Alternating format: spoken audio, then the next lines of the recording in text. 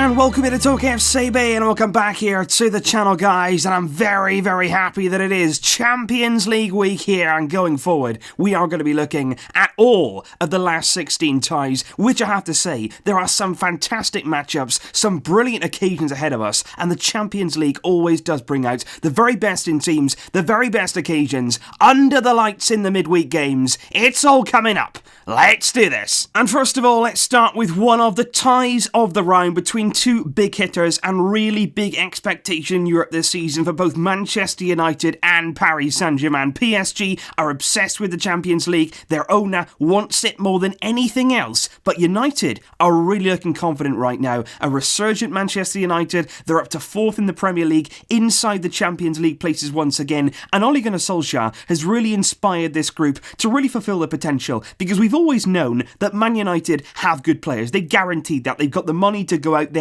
and get their squad full of talent. You think about Martial, you think about Rashford, you think about Paul Pogba, and right throughout their team, David De Gea in goal. They have got quality. And Solskjaer, since he's come in, has lifted the confidence, he's boosted the morale, he's letting the players have a bit more freedom for sure. It's a different brand of football entirely. The fans are behind them. There's a real positive mood right now around Manchester United, and Ole Gunnar Solskjaer is unbeaten in every single one of his 11 games in charge so far, with 10 wins in that time. So certainly coming at this game, United are confident. What about PSG then? They're obsessed with this title. They want it more than anything, like I say. But unfortunately for them, every time it comes around to the big Champions League games, they find a way of messing it up for themselves. This time, it may have actually been done for them not of their own accord, simply because at the very bad moments, they've got key injuries. Neymar and Edinson Cavani will miss this game. Not only this game, both are a doubt for the second leg. Cavani might be back, but Neymar certainly won't be. And I think Cavani here actually maybe more of a loss certainly than Neymar, simply because Neymar is a fantastic player, as we all know. Certainly at Barcelona, we know of that quality. But PSG have players who could maybe take up that wider position. They could play out wide and give something, maybe not the same as Neymar, but something a little bit similar. With Cavani, it's almost like if we lost Suarez. He may not be the out-and-out key player, but we don't really have anybody there to go and replace him. And I think PSG are having that real problem. Cavani is the vocal point of their attack. He's the player who makes the runs, creates the space. He's a very, very intelligent player,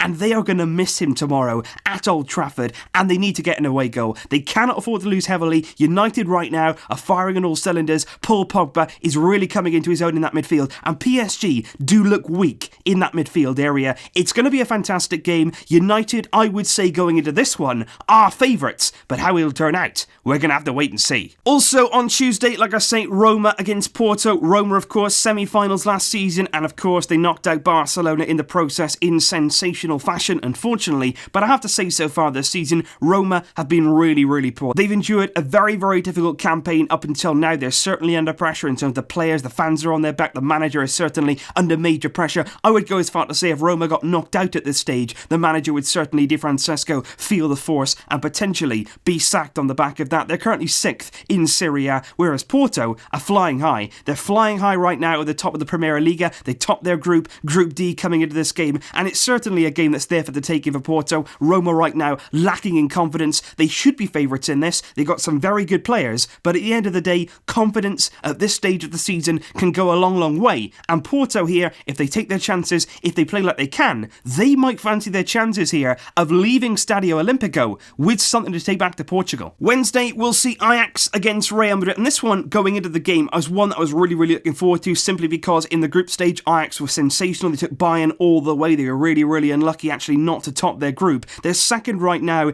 in Eredivisie, just 6 points behind PSV. But it has to be said, recently they've been in a poor run of form. They've lost 2 of their last 3 games. After their winter break, they've really dropped off. They've dropped their level. They're not really functioning as they usually have this season, and there are major doubts over the fitness of new Barcelona signing Frenkie de Jong in this one. And then there's Real Madrid, who when the draw was made were really struggling. Right now, as always, in the big Champions League games, in the big months of the season, Real Madrid somehow find a new level. They somehow push themselves, they elevate themselves to an entirely different situation. They're in good form right now. They're showing a lot of promise. They played well in the Clásico. They only got a draw in that game. They played well then in the Madrid derby, a controversial 3-1 win on the day, but they are growing under Solari, and for that reason, they are certainly favourites. Ajax are going to have to return to the big big form that we saw earlier on this season. Can they do that? We will see. Also tomorrow, Tottenham and Dortmund, two teams who met in the group stage of last season's competition, where Tottenham actually got the better of Borussia Dortmund, both home and away. Wins both home and away for Tottenham there. They're third right now in the Premier League, going under the radar, I feel, a little bit. Obviously, the title race between Man City and Liverpool, but Tottenham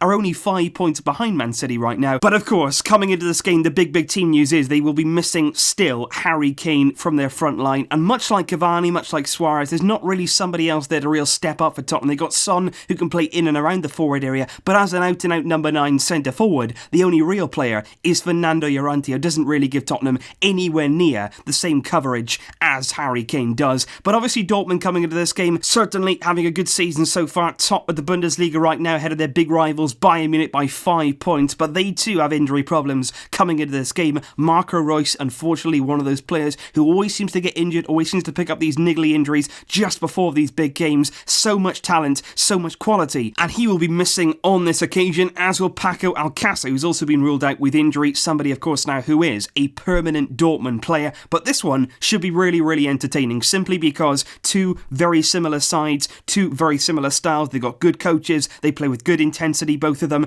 and I think it's going to be a really good game at Wembley and also back in Dortmund. It should be a really feisty affair. It should go the full distance. You're not going to know right until the very end of the second leg here what's going to happen, who's going to go through. A lot to play for. Who will progress? Next Tuesday then is Liverpool against Bayern Munich, a heavyweight clash between two European giants in this game, and of course last season's runners-up in Liverpool, losing in the final to Real Madrid. Liverpool right now are in a massive title race against Manchester City. They're currently second in the Premier League, level on points with Man City, but they do have an all-important game in hand, and that's the big question here really. Will Liverpool's insistence and real desire to win that league title actually take over the Champions League run a little bit? Will they be taken off the ball? Will they not really pay attention to this as much as they would have? Because Liverpool usually are all for the European nights, but right now they want that league title. Having said that though, are Bayern going to be the team to really take advantage of that? Right now, they're not in great form. They're second in the Bundesliga. It's been a real stop-start season for Bayern. There's a sort of feeling that it's an end of an era for a lot of their players. The passing of the guard, they've got some younger players coming through, but maybe it's not quite their time yet. And I would go as far to say, much like Roma, if they lose here, Bayern, if they go out, if they don't end up winning the Bundesliga, I think Niko Kovac is certainly going to be sacked at the end of the season. They're going to move him on. There's already been some discontent earlier on the season amongst the players, and Bayern here, they need a result. They need to find something within themselves to pull together and get a major result here in Europe. But can they do that? That is the question. On the same night, Lyon against Barcelona, a game that of course we are going to be discussing in a lot more detail coming up next week. Right now though, Lyon are third in Ligue 1 behind PSG and Lille at the top of the French division, whereas Barcelona are 6 points clear currently at the top of La Liga ahead of Real Madrid. The big blow of course of Barcelona though is that no Arthur Melo in this game. He's going to be injured for this one, and of course there is still concern surrounding the fitness of Lionel Messi. Hopefully by then we've got Messi fit, we've got Dembele fully fit and firing. We need some confidence. That game beforehand against Valladolid is going to be really important, just to instill some belief after draws against Atletico and Real Madrid of course, and Valencia. We've had a bit of a dip. We need to get back to it. Lyon are not going to be any pushovers. They beat PSG just a week or so ago. They're certainly got it in them. We need to take them seriously if we're going to get through this one. And then next Wednesday, Atletico against Juventus in what should be an absolutely fantastic affair. Simeone against Allegri. It looks right, it sounds right. Third in La Liga right now, Atletico Madrid. But again, they're not coming into this game on very good form whatsoever. Back-to-back losses in La Liga, a 1-0 defeat to Betis, followed up by a defeat, a big one there in the Madrid derby, which will dent their confidence, no doubt about that. Juventus, meanwhile, top of Serie A. We much expect that from them in their own division. Ronaldo, of course, is going to be lining up for Juve. He's going to be desperate to really make a significant mark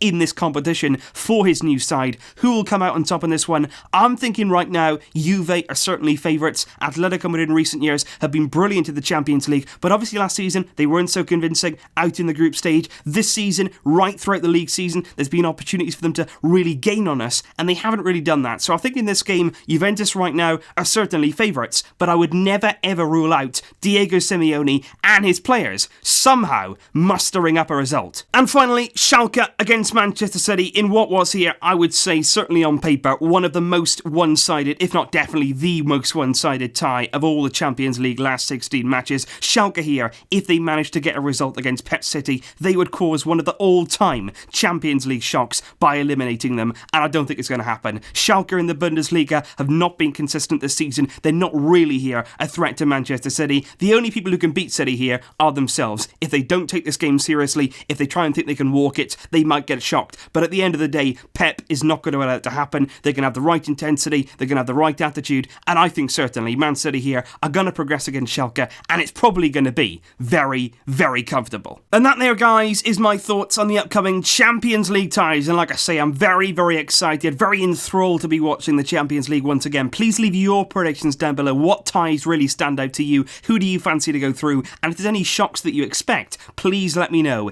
in the comments down below. There will be lots more coming up, particularly regarding that Lyon Barcelona game. Lots coming up next week, a lot of build-up. Very, very excited, and more importantly, I am very, very hopeful. Leave your thoughts down below, guys. Enjoy this week's matches. I'll see you soon, but until then, as always, Visca El Barça.